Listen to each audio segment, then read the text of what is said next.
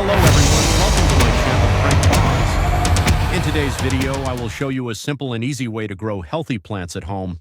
If you are a beginner, this video will really help you. Let's get started. Home gardening is one of the best ways to grow fresh and organic food in your own space. You don't need a big garden, even a small balcony or terrace is enough. To start gardening, you need a few simple things. First, good quality soil. Second, healthy seeds or plants. And third, proper sunlight and water.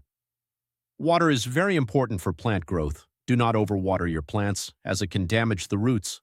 Always check the soil before watering. Most plants need at least 4 to 6 hours of sunlight daily. Place your plants where they can get natural light.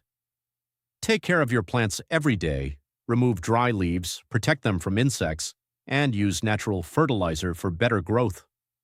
Some plants grow very fast at home, like mint, coriander, and spinach. These are perfect for beginners. Home gardening gives you fresh vegetables, clean air, and a peaceful environment. It also reduces stress and makes your home beautiful. Thank you for watching this video. Prank Boz. If you found this helpful, don't forget to like, share, and subscribe to. See you in the next video.